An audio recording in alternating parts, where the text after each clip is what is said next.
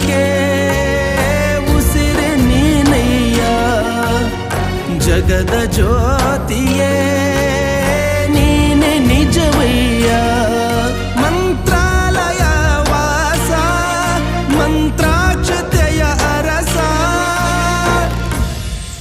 Guru Raghavendra Raghavendra Raghavendra Guru Raghavendra